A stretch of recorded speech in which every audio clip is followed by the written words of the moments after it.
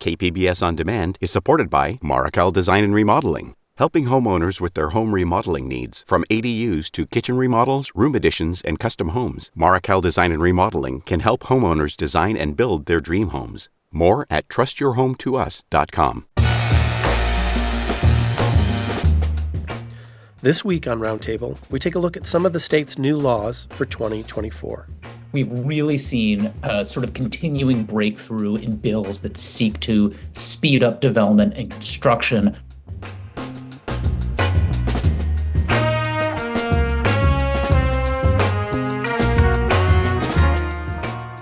Many of the laws target our high cost of living and labor rules for the state. The law requires employers to give employees 5 days off now. We discuss what they mean for Californians next. Plus, how much impact will Californians moving out of state have on our economic future?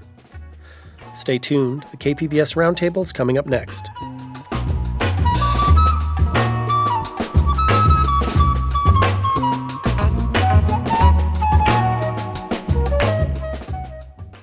KPBS On Demand is supported by Marrokal Design and Remodeling, helping homeowners with their home remodeling needs. From ADUs to kitchen remodels, room additions, and custom homes, Marrokal Design and Remodeling can help homeowners design and build their dream homes. More at trustyourhometous.com.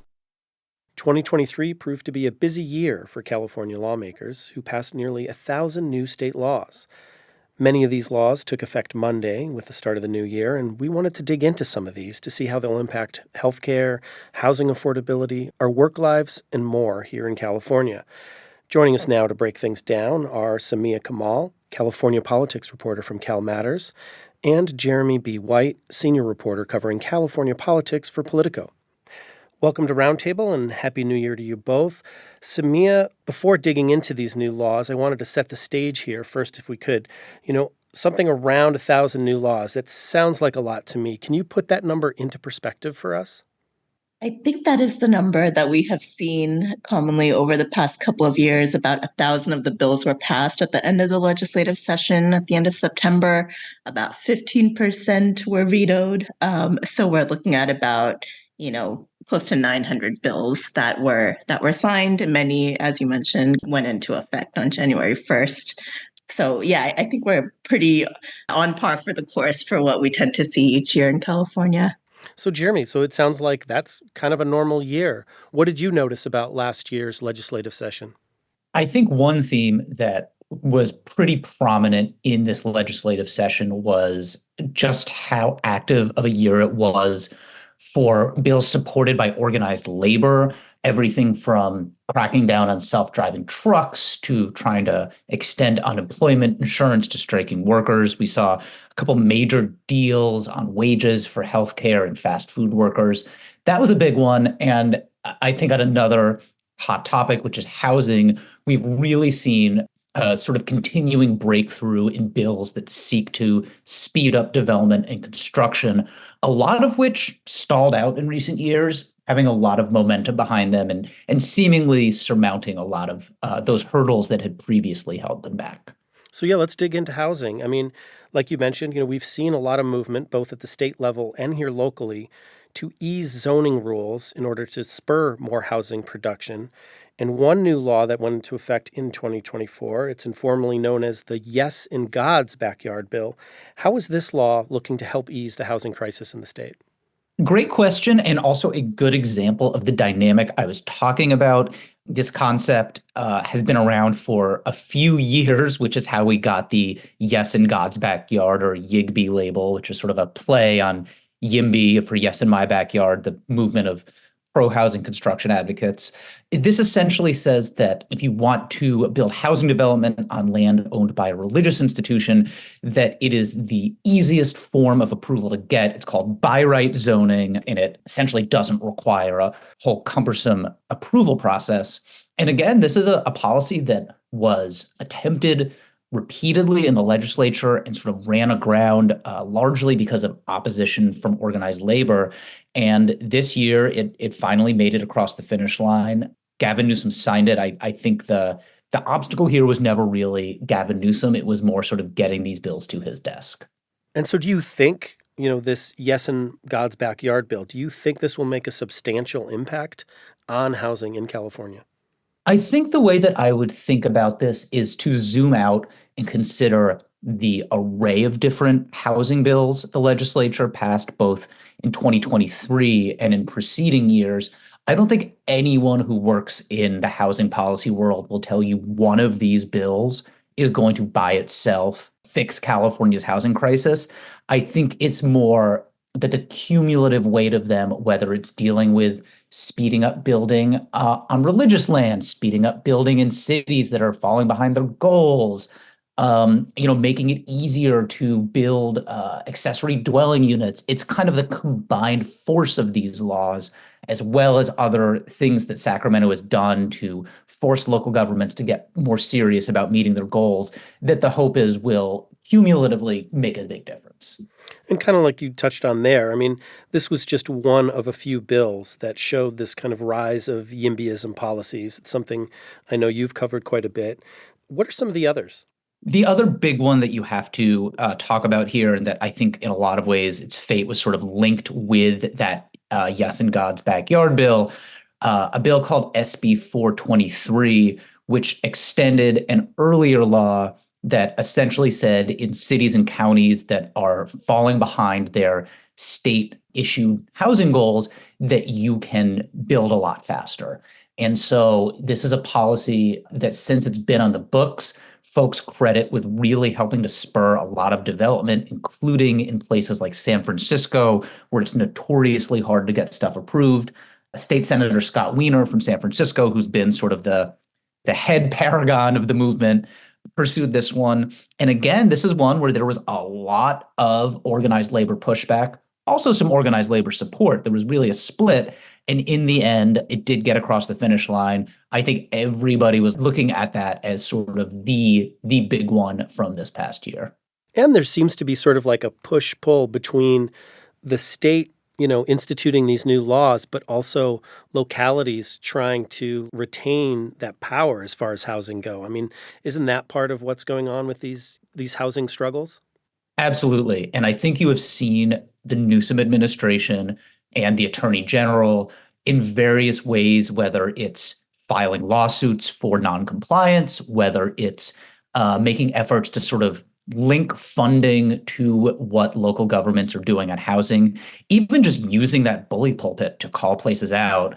You're really seeing the state, in terms of officials like Governor Newsom and Attorney General Rob Bonta, sort of wield whatever powers they have, and at times ask the legislature for more powers to really force those city and county governments to do more. I think there are a lot of causes of the housing crisis. It's a complex issue, but there's a pretty broad consensus among Democratic officials who are really moving the agenda on this that local intransigence is a huge culprit for this decades-long slump in building. And so you've really seen a lot of prominent officials willing to take on local governments here.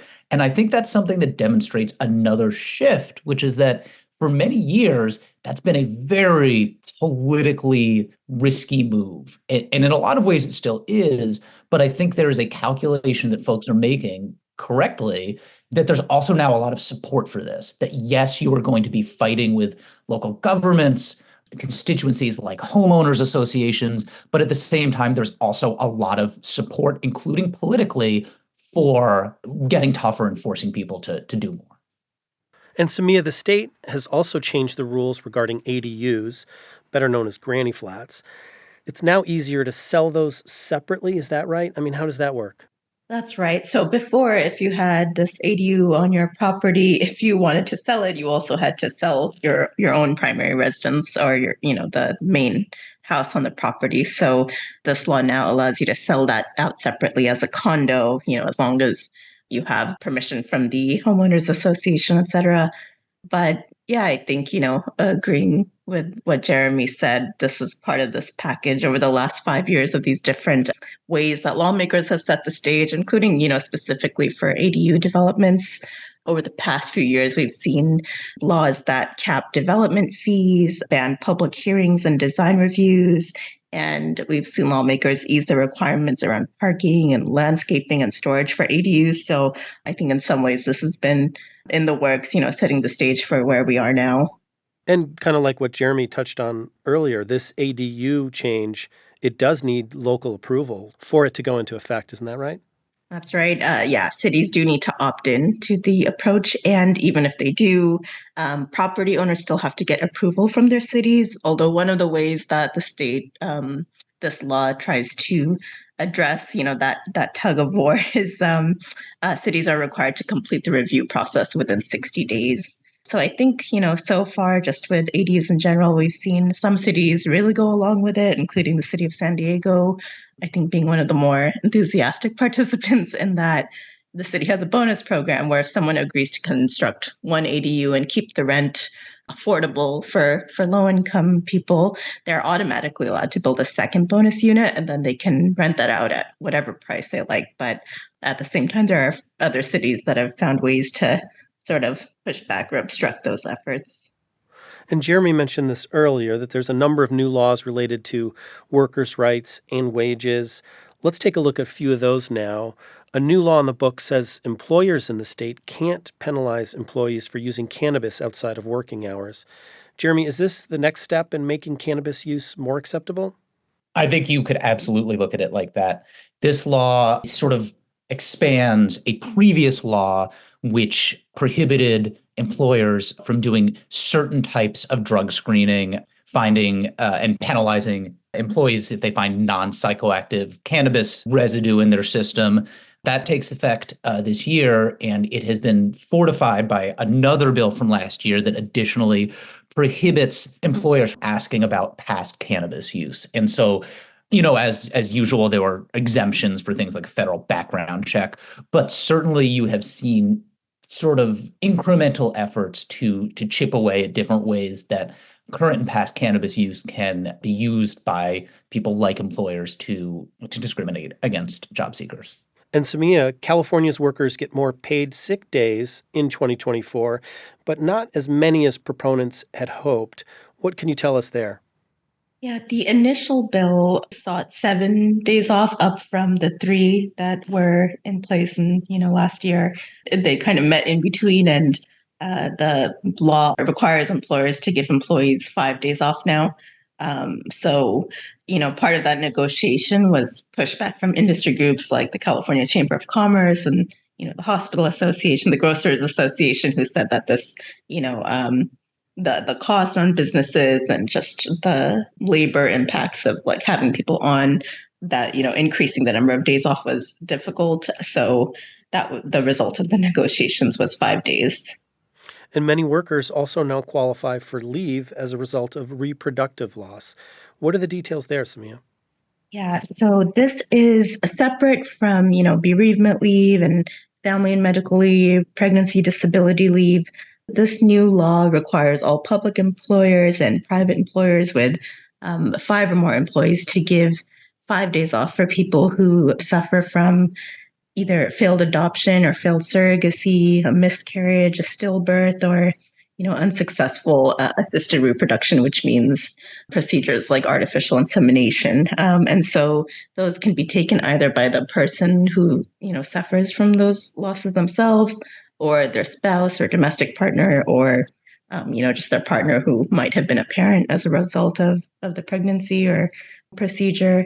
I think there are a couple of requirements, like someone has to be at a job for at least 30 days before they can take that leave. But I think this is, for a lot of these things have not been, built into traditional leave policies. So I think it definitely addresses a need that many people have struggled with. And Jeremy, another one that's been getting quite a bit of attention, the state's fast food workers will see a $20 an hour minimum wage starting this April. What are fast food workers and their employers saying as they prepare for the change? It's a great question. This was a huge fight. There was a law passed to create an industry regulating council that could boost wages. Fast food industry immediately went and qualified a ballot initiative to overturn it.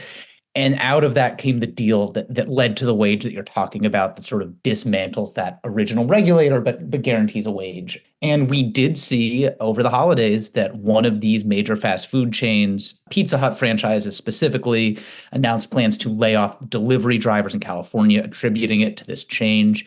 And so I think we're still going to see the effects of this play out. I think there's no doubt that plenty of fast food workers appreciate the higher wage. At the same time, we've certainly heard plenty of fast food employers talk about how onerous new regulations would be.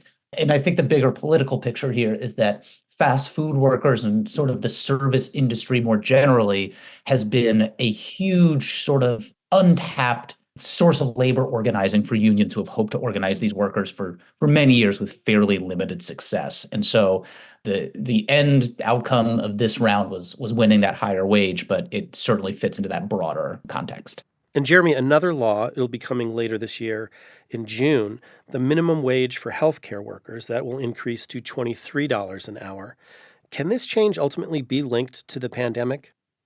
I think you could, in the sense that a lot of the political momentum to boost wages for healthcare workers came out of the pandemic. Honestly, in a similar way that you saw a lot of worker organizing and activity come out of the pandemic. So that was certainly part of it, but this was also a sort of bigger multi-year fight with labor pushing for these higher wages for healthcare workers. Like I said, I do think the pandemic supplied some of the momentum. So did a lot of ballot initiatives that the industry was getting sick of fighting, and they were sort of looking for an off-ramp from those fights, and that's what this deal supplied. And Samia, speaking of healthcare, undocumented immigrants in California now have more access to insurance. Tell us about that new law. Sure. So the state has gradually provided access to Medi-Cal to different age groups. This started back in 2015, actually. Former Governor Jerry Brown signed a law that allowed undocumented children to be eligible for state insurance. And then last year, that was expanded to seniors. But starting January 1st, that application process opened up to undocumented immigrants who are between 26 years old and 49 years old. They are now eligible for Medi-Cal, and this is the final expansion of the program. It also makes California the only state to fund this comprehensive healthcare for undocumented immigrants. Although, it doesn't cover quite, everyone, because there's about 500,000 undocumented immigrants who still make too much money to qualify for Medi-Cal, but they also can't afford private insurance, so they're kind of stuck in between. And so that's something that I think we'll see advocates try to push for in the future. It's also not without opposition. We have seen already one lawmaker, Republican Assemblymember Bill Asaley, introduced a bill to revoke any funding in the budget for healthcare for undocumented Californians. And Jeremy, another law changes conservatorship regulations in the state. This is something San Diego Mayor Todd Gloria has been a big advocate for. Remind us about that change. Certainly, to your point, I think the desire to change conservatorship laws to make it easier to essentially compel people into these court-appointed oversight relationships has been building in a lot of places. You've seen in San Francisco as well, the mayor there, London Breed, in addition to San Diego Mayor Todd Gloria, say, look, the tools we have now are just not strong enough, and we need to find something more we can do here. And so Governor Newsom signed a bill that expands conservatorship laws, including for Californians dealing with severe substance abuse disorder and serious mental illness. And I think it's part of a larger push to think about how the state handles people who are unhoused, who are sort of the toughest cases. This is coming at the same time that the governor has pushed his care courts program to, again, address that population with a sort of court process, and is additionally pushing a bond that's going to be on the ballot in March to fund more behavioral health treatment. And so these are all sort of different bites at this larger, very vexing issue of people who may be unable to care for themselves and end up on the streets.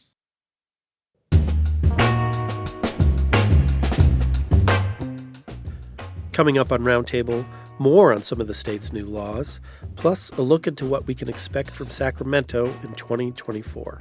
It is clear that there's going to be a lot of efforts to deal with retail crimes, property theft. There's a dedicated committee in the state assembly created by the new speaker to address this issue. And we've already seen a few bills introduced to deal with that.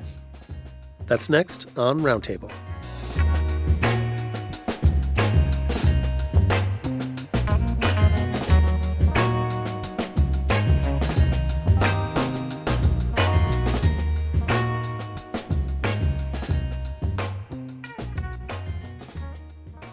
KPBS On Demand is supported by Markel Design and Remodeling, helping homeowners with their home remodeling needs. From ADUs to kitchen remodels, room additions, and custom homes, Markel Design and Remodeling can help homeowners design and build their dream homes. More at trustyourhometous.com.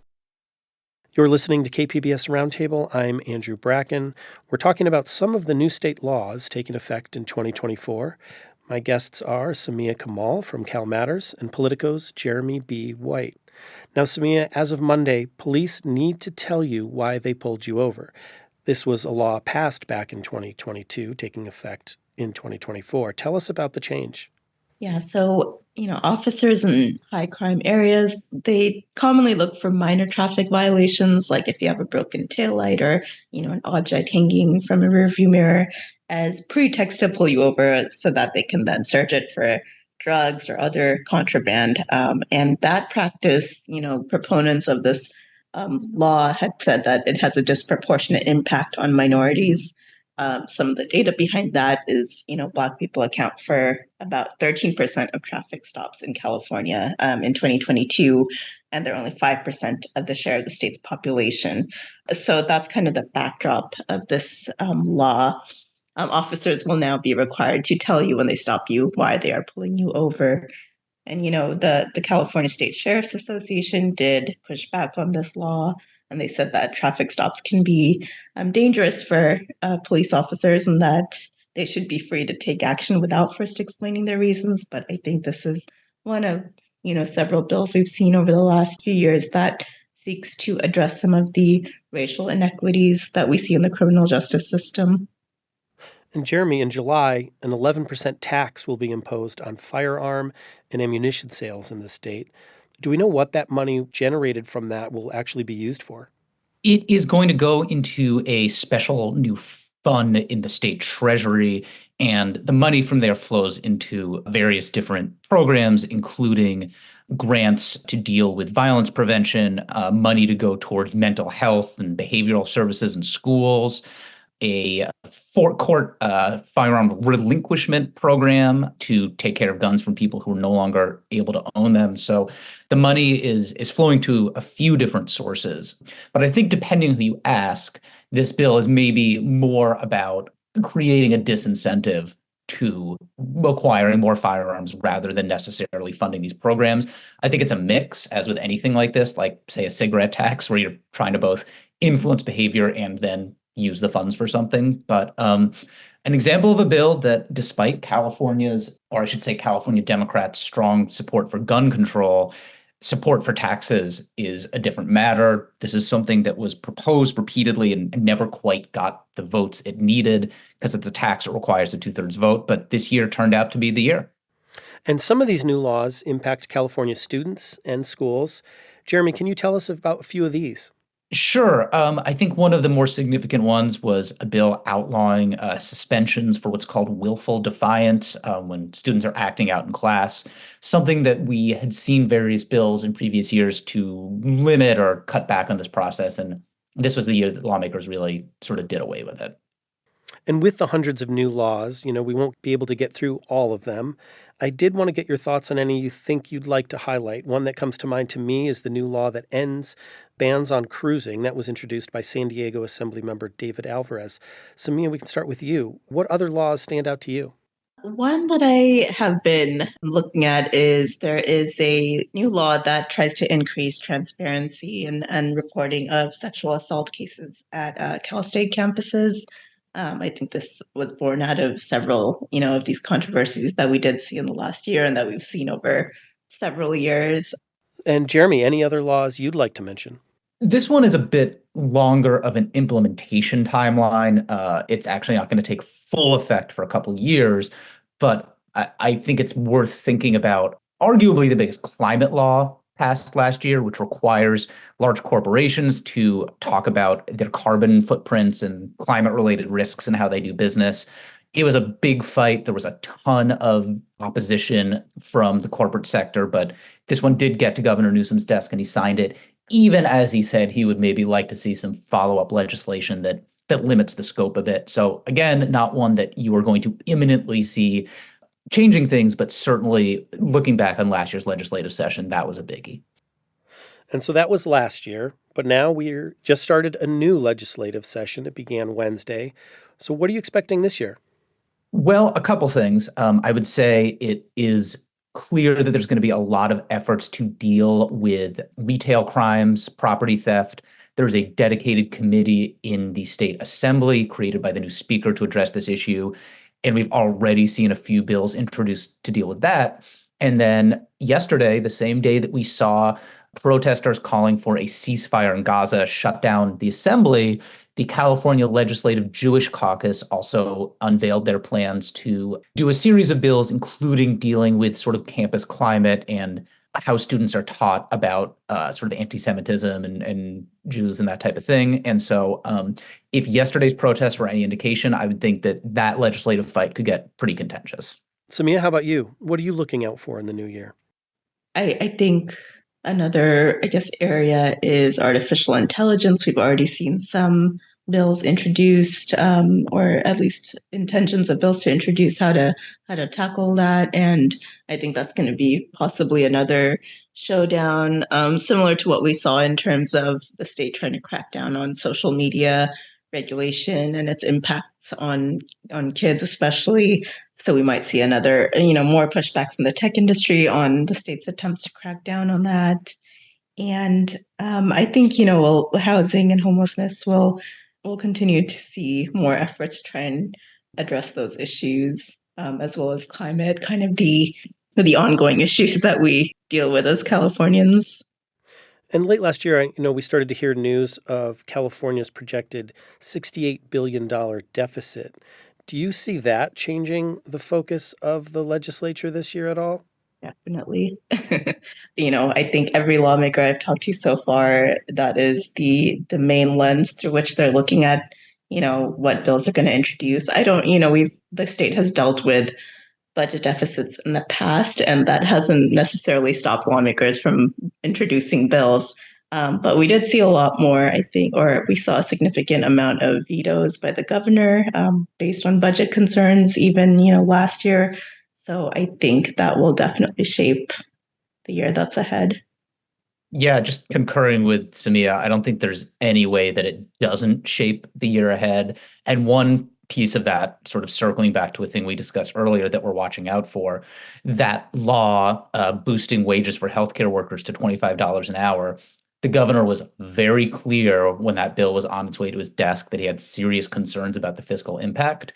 And his office has signaled that they want to do some sort of follow-up legislation to soften that impact. So what exactly that looks like, we're still waiting for some details. But I think that battle over healthcare wages, which was a very sort of contentious and messy set of negotiations, is not quite over. And another thing that the new year brings, it's 2024. It's an election year. Not only that, it's a presidential election year. How does that change what happens in Sacramento? Well, I think one thing that we've seen is a direct link to some of the things that are playing out in this election. For example, we've seen a proposed bill that would empower the Secretary of State to potentially remove candidates from the ballot if they do things like engage in insurrection, something that's likely not going to affect Donald Trump because it's just not going to have taken effect in time for California's primary. But obviously, the former president's struggles and the Colorado Supreme Court's decision to remove him from the ballot is something that's reverberated in Sacramento. And then a separate race here, an assembly member running to succeed former Speaker Kevin McCarthy, Vince Fong. After a sort of complicated saga around timing, Vince Fong has been allowed to run for that congressional seat even though he'd already filed to run for another assembly term. And so there's going to be legislation essentially saying you can't do that. So a couple bills we're tracking that are directly linked to some political developments this campaign year. And Samia, any final thoughts from you on the coming year? Yeah, I think, we talked about the protests a bit. And even though I think many people who support a ceasefire understand that the state has a limited role in what it can do, they're still looking to every level of lawmaker, from, city council to state lawmakers to Congress members, to speak out, whether that's calling for the release and, continued efforts to the release of hostages, or calling for a ceasefire. So even though the state doesn't have a direct role in that, I think we are going to continue to see this issue come up. And, I think we've seen, as we've gotten closer to this election year, just the ways that lawmakers across the political spectrum have become more willing to address crime. I think that's something that we might see more of in the coming year. I think there's been sort of a, pendulum swinging of, the conversations around racial justice and social justice, and then like these experiences that people are really having in their day-to-day lives with crime. So I think that's something that we can expect to hear more about in the coming year. Oh man, we didn't even talk about reparations, but whatever, that could be a whole other segment. Right. A lot to cover, and we'll hopefully have you on later in 2024 to catch up on some of this. I've been speaking with Samia Kamal, Capitol reporter from Cal Matters, and senior reporter Jeremy B. White, who covers California politics for Politico. Thank you so much for joining us today. Thanks for having us. Great to be here. Anytime.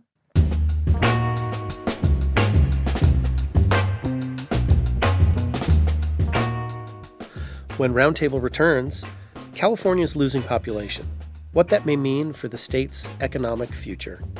What's been really also stunning is that we've had proportionally more college educated and higher income folks who have left the state. That's coming up next on Roundtable.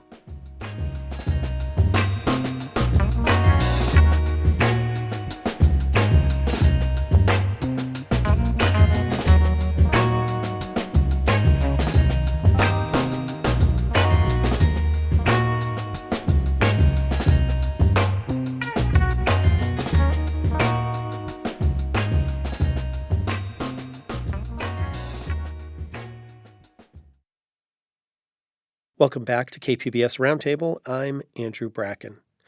California is facing a $68 billion budget deficit in the coming fiscal year. That's according to state budget analysts. After decades upon decades of growth and people moving to the Golden State, more Californians are now moving out of the state than are moving in. And in recent years, the types of people moving out of the state are changing, which may come with economic consequences for California's future. Don Lee covers economic issues for the Los Angeles Times. He recently published a piece digging into California's migration trends. It's headlined, "The Wealthiest Californians Are Leaving the State. Why That's Very Bad News for the Economy." Don, welcome to Roundtable. Thanks for having me. So first off, can you paint a picture of what migration out of California looks like today and how that's changed in recent years? Well, to give you some sense, the most recent data we have is for the full calendar year 2022, and about 820,000 Californians moved out to other states, and around 475,000 came in. And so that's a net loss of about 340,000, which is, double the numbers in the recent years prior to the pandemic. And so that's quite a big jump. And what's been really also stunning is that we've had proportionally more college educated and higher income folks who have left the state. And so those numbers have skewed much more in that direction in recent years. And just this idea of migration out of the Golden State, I mean, it's fairly new for California, isn't it? Well, actually, it's an old story because California has been losing net domestic migration, that's movement between states, and California has been having negative domestic migration for the last 30 years. And sometimes we may not think of that because the population numbers until just recently had grown every year because we have a large number of people coming in, migrating from foreign countries. And then, of course, we've had birth and natural growth from that. But in more recent years, international migration has slowed sharply and the birth rate has declined significantly. And so that's really highlighted or put a much sharper focus on the domestic net migration because it's brought the overall population down the last couple of years for the first time in decades. What about the relationship between migration and the economy? In simple terms, how does that work? Well, of course, people are important to the economy. And when you have people coming in, you bring consumption. And certainly for California, it's brought economic dynamism and vitality, more startups. You also can give a good boost to housing. And at a time when we're having a demographic crunch with baby boomers retiring and declining birth rate, as I mentioned, we have a less favorable labor supply that's available. And so if we're losing more people than are coming in, then that can also harm the economy. And then, of course, as you mentioned at the outset, losing people and higher income people can cause problems for the state budget. And this past year, personal income tax revenue fell about 25% from the prior year. And so that accounted for a huge chunk of the surprisingly big deficit that we will have in the next fiscal year of about $68 billion. And you spoke to one small business owner who relocated from Oakland to Las Vegas. Can you tell us about her and her reasons for leaving the state? Yeah, her story, I think, is not uncommon. She was a lifelong resident of Northern California, grew up and went to college in the East Bay, and some years ago started her own business. And it seemed like the business had been growing, and she has several employees. And what she told me was that her business was operating in downtown Oakland, and she said she just didn't feel safe having her business there.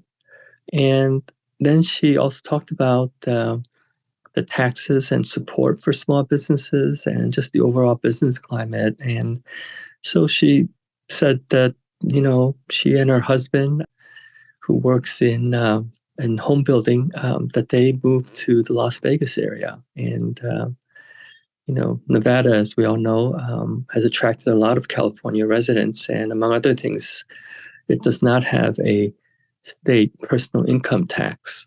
And that seems like a theme, the tax-free states.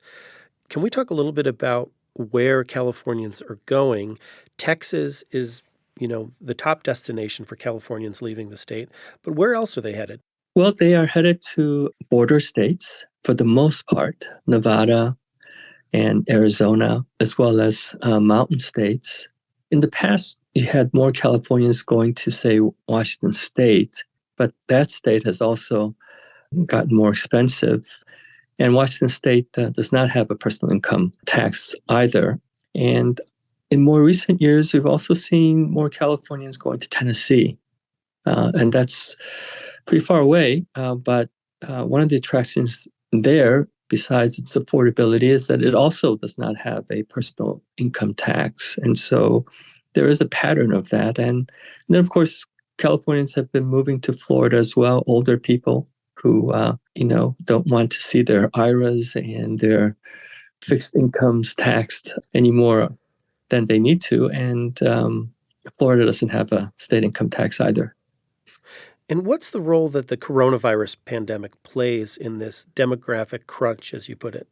I think one of the biggest factors in the increase in migration, the outmigration from California, has been the wide acceptance and growth of remote work, and specifically fully remote work. So people who are working 100% remotely from home.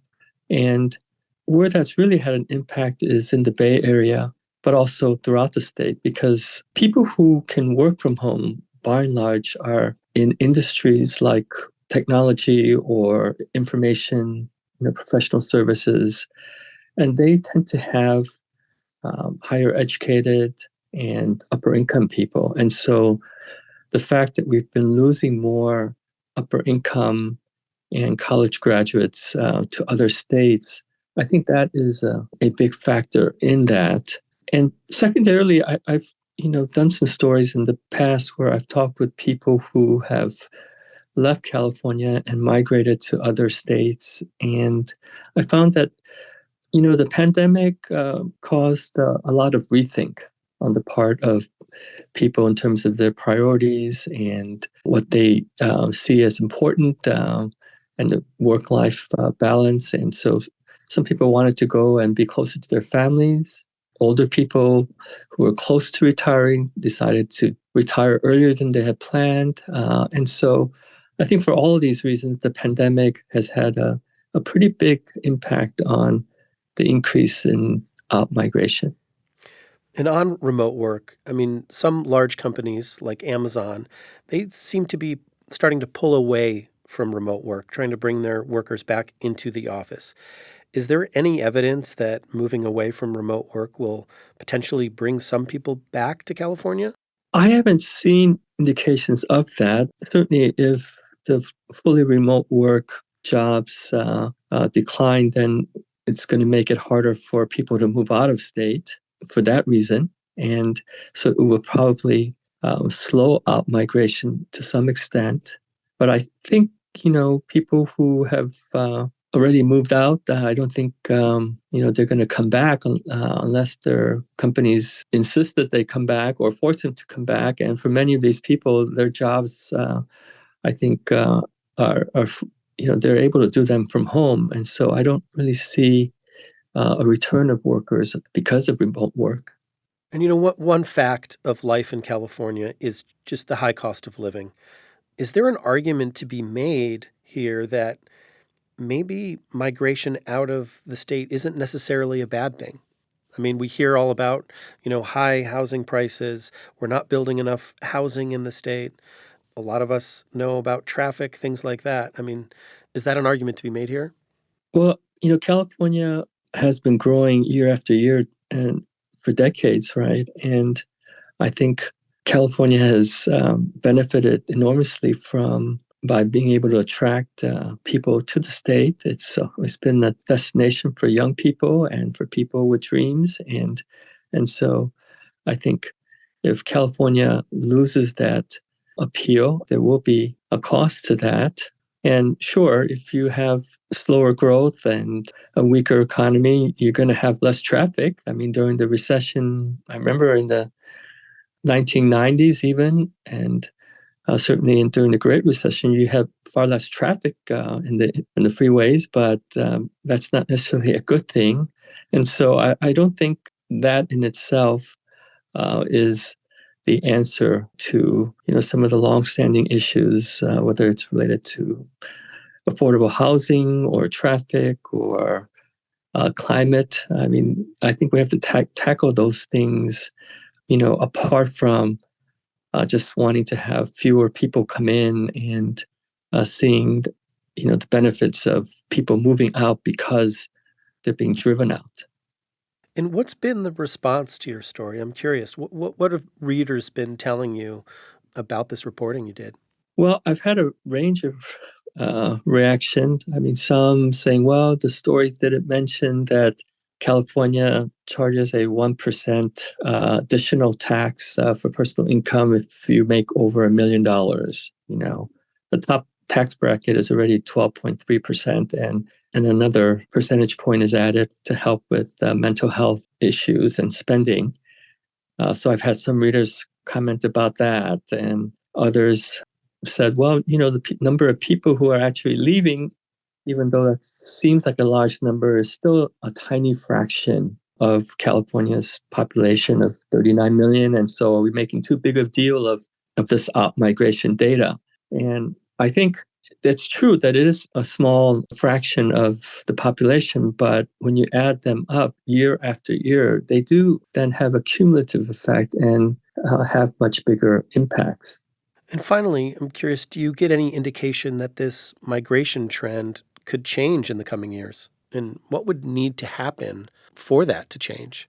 Well, certainly the economic slowdown, and we're not really sure just how much of a decline we're going to have. And I think we seem to be in for what they call a soft landing, right? Where we don't actually decline into recession, but it would be slower growth. And between that and maybe some pullback in fully remote job postings and hiring, and a slowdown in housing prices or the slowdown in growth, I think they would all potentially contribute to a slowdown in the net out-migration numbers that we've had, which have been extraordinarily high, coming out of the pandemic. So I think all the indications to me suggest that there's going to be some slowing in the numbers of people leaving.